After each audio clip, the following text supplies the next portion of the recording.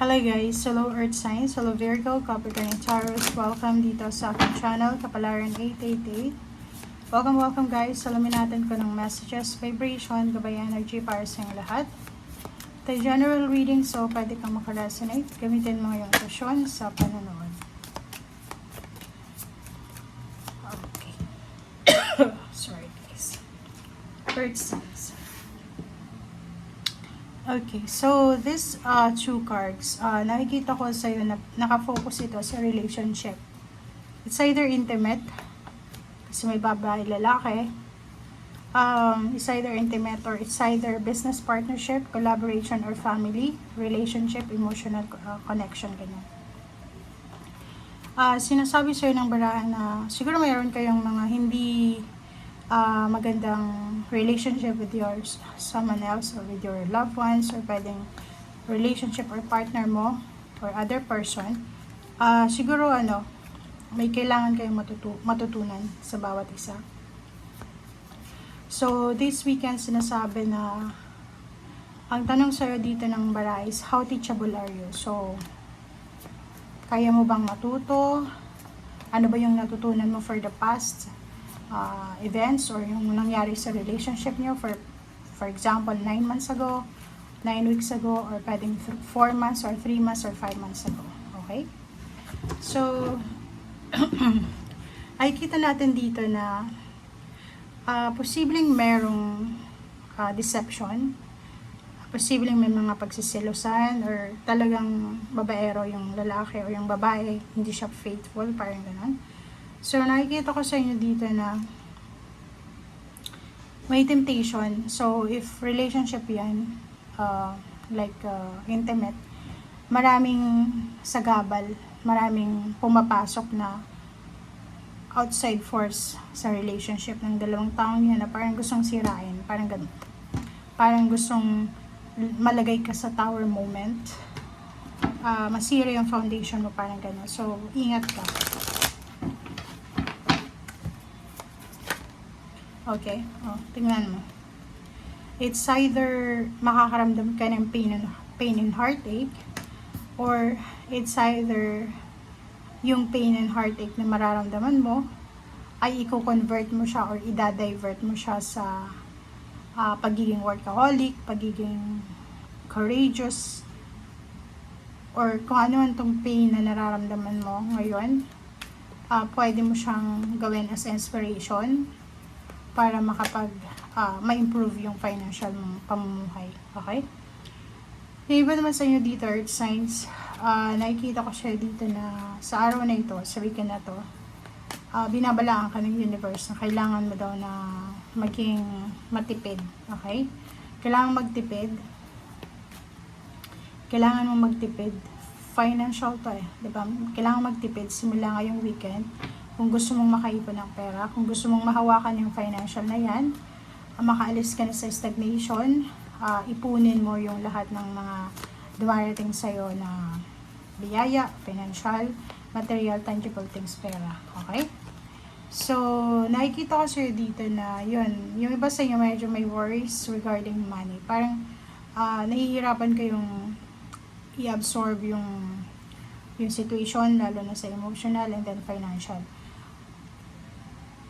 Sinasabi ng two cards na to na yung situation mo sa ngayon, lalo sa pera, nakadepende yan sa'yo. Okay? So, walang sino na pwedeng sisihin dito, kundi ikaw lamang. So, yung decision making mo ngayon, apektado niya yan yung future. Yung nangyayari sa'yo ngayon, decision mo yan before, sa past. So, kung ayaw mo nang maulit, ayaw mo nang masaktan, ayaw mo nang maloko, ayaw mo mag-alala, kung ano yung mistakes mo from your past, wag mo nang gagawin yun. So, if for the past few months or years, masyado kang magastos, ganito, ganyan, kailangan ngayon, yung kabaliktaran nun, magtipid ka, or kung dati is sa relationship, wala kang concern or pabaya ka, kailangan maging concern ka na ngayon and maging aware ka. Okay?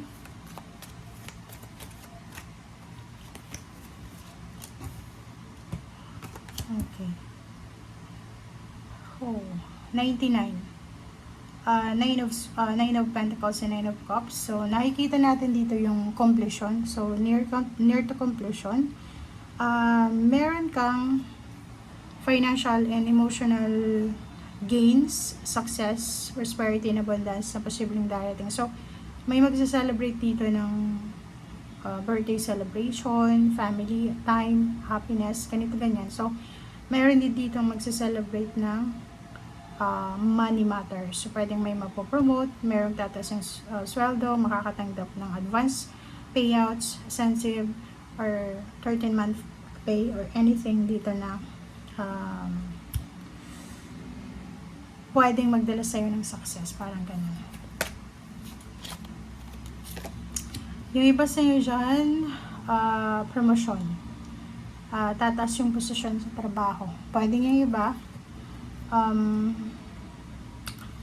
eto ay dito. So, kung halimbawa na nahihirapan yung iba sa inyo na i-manage yung expenses nyo, maging matalino daw kayo, and at the same time, huwag kayo masyadong emosyonal.